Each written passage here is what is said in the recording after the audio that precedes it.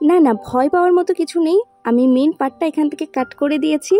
আর সবাই একটু আধটু ব্লাড দেখলে আমরা ভয় পাই, তো আমিও কিছু ব্যতিক্রম নয়। ফার্স্ট টাইম যখন আমি ব্লাড দিয়েছিলাম ওই নিয়েছিল, তো এর আগে অনেকবারই ব্লাড নেওয়া হয়েছে, তো একটু হলেও ভয়টা কেটেছে। তবুও আমি ভয় পাই যতই নিক না কেন। তো যখন নিজের মানুষ নিচ্ছে তখন ভয়টা একটু কমই পাচ্ছিলাম। যাই হোক, এইভাবে আজকে ভিডিওটা শুরু হবে আমি নিজেও জানতাম না। তো নমস্কার সবাইকে, কেমন আছেন? আশা করছি খুব ভালো আছেন। আমার নতুন একটা ভিডিওতে আবারও অনেক অনেক স্বাগত জানিয়ে আজকের এই ভিডিওটা আমি শুরু করছি। কিছু সোশ্যাল মিডিয়াতে শেয়ার করা যায় না, আমি যেহেতু ডেলি ব্লগ করি তাই আপনারা আমার ফ্যামিলি, তো সেই কারণে টুকটাক শেয়ার করা। অনু এখানে রান্না করছে, কি রান্না করছে দেখি।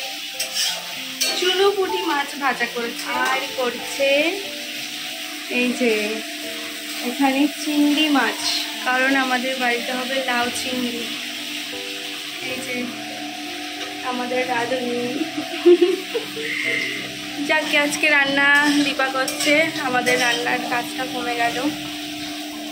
আর আমার এক্ষুনি ব্লাড নিয়ে চলে গেল সকাল সকাল 1 বোতল রক্ত।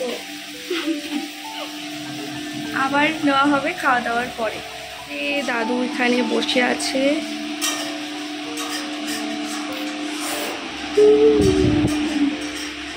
আর মা এদিকে ফোন ঘাটছে। এক্ষুনি স্নান করে চলে এসেছি। আর যে ব্লাডটা নেওয়ার ব্যাপার ছিল সেটাও নিয়ে চলে গিয়েছে, কারণ তখন আমার ফোনটা ছিল ভিডিওটা আপলোড দিচ্ছিলাম তখন ফোনে, আর ভিডিও কিছু করিনি। আর এখন একটু বেরোবো, আলট্রাসোনোগ্রাফি করবো। আর ওটাই আজকে যে পরীক্ষা ব্যাপার আছে সেগুলো সব আজকেই হয়ে যাবে। তো আজকে বেরোবো। চলুন তাহলে রেডি হয়ে তারপরে আপনাদেরকে দেখাচ্ছি। হয়তো সেভাবে ভিডিও করা যাবে না, কারণ সব জায়গায় ভিডিও অ্যালাউ হয় না। তো যেটুকু যা আমি ক্যাপচার করতে পারবো আপনাদের সাথে শেয়ার করব। আজকের ভিডিওটা হিসাব মতো অনেকটাই ছোট হয়ে গিয়েছে, কারণ সব দিন তো দেখানোর মতো কিছু থাকে না। তো যেদিন যেমন সেইভাবেই আর কি ভিডিও করা। আজকে ভিডিও করার প্ল্যানিং তো ছিলই, কিন্তু এইভাবে প্ল্যানটা হবে বুঝতেই পারিনি। কিন্তু আমি কিছুই জানতাম না যে আজকেই সমস্ত টেস্টগুলো হবে।